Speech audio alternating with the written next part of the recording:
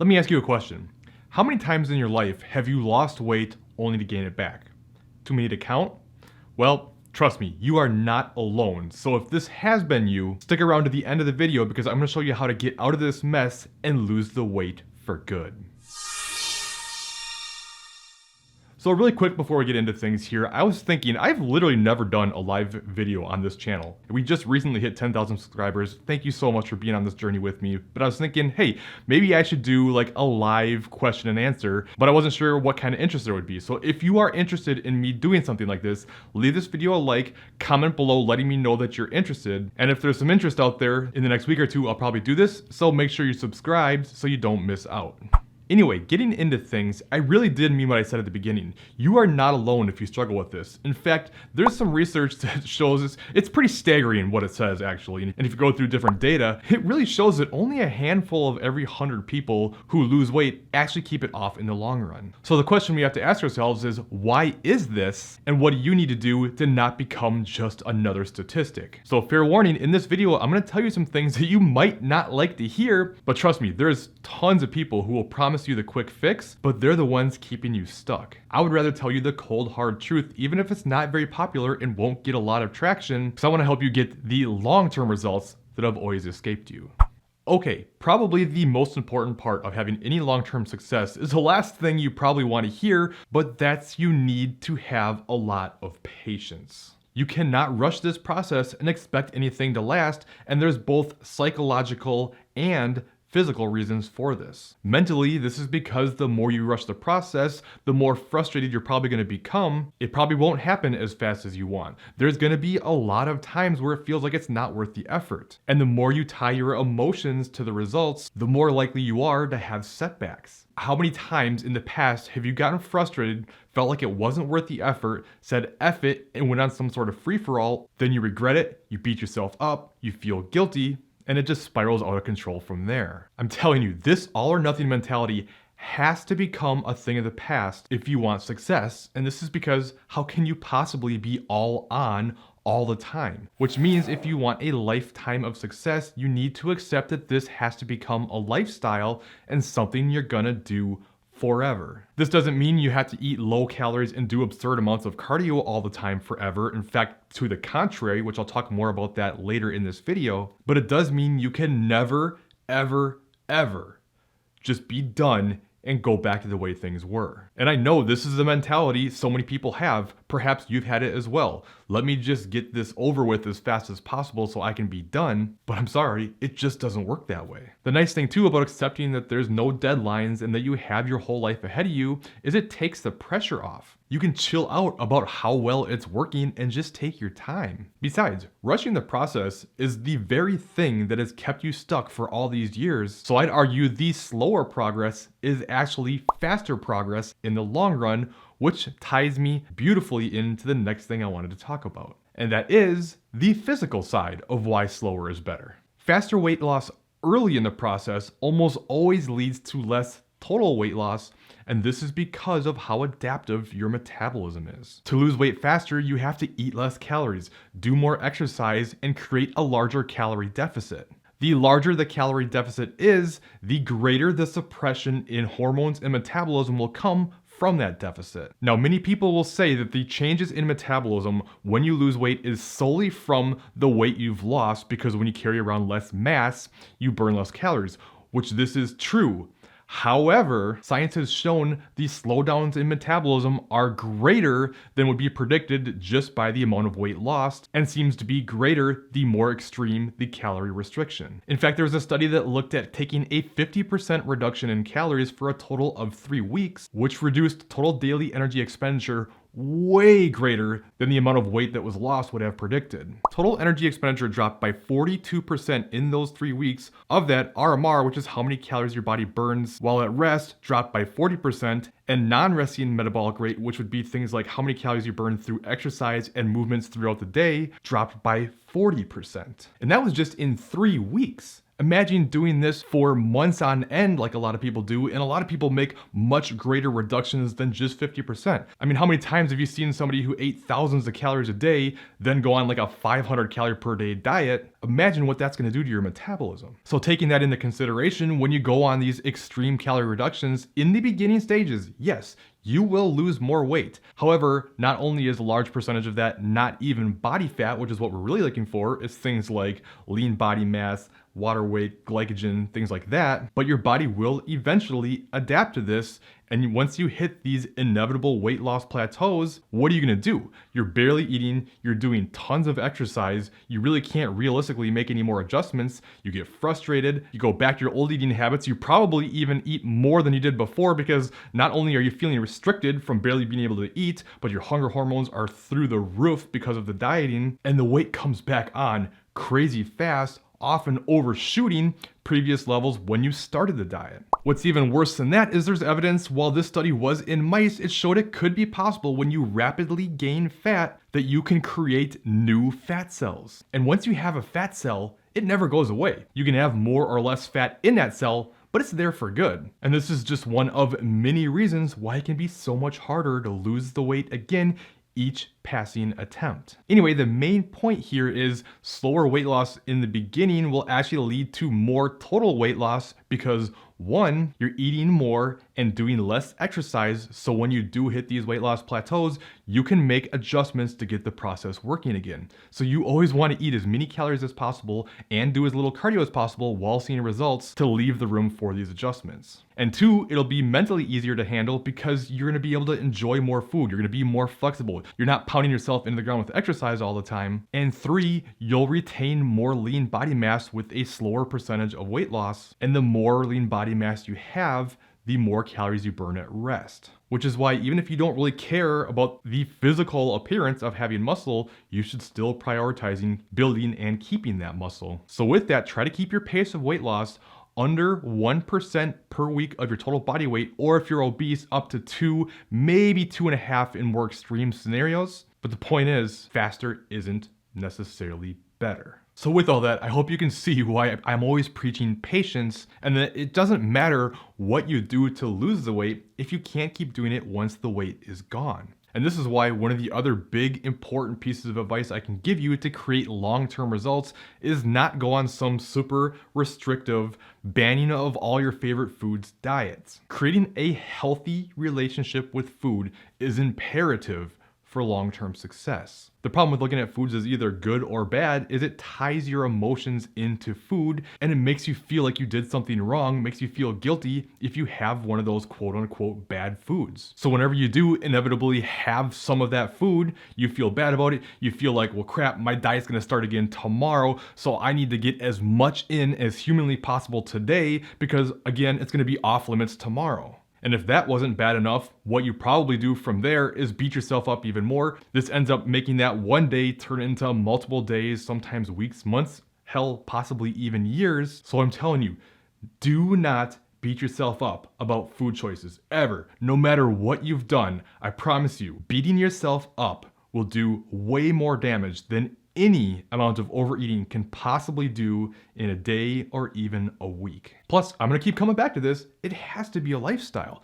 Food is a big part of our lives. It's part of celebrations. It's part of things like anniversaries and birthdays and all kinds of get-togethers and everything you can think of. So we have to learn to be able to live a healthy lifestyle with balance, not some switch we just turn on or off where fitness completely takes over our lives. You cannot change everything about your life all at once and expect to have long-term success. Now, with all that being said, one of the best things I think you can do to not only create a better relationship with food, but also get better results is make sure you're tracking your intake. First though, let me make sure I'm clear. I'm not saying you have to track forever. Trust me, I get it. I just talked about the importance of sustainability. And if you're someone who doesn't like tracking, that's probably not going to sound like a sustainable approach. But hear me out why it's still a good idea to do it for a while. The thing is, a lot of people will go on some sort of diet with a name or some kind of meal plan. And while yes, they can help you get results in the short term,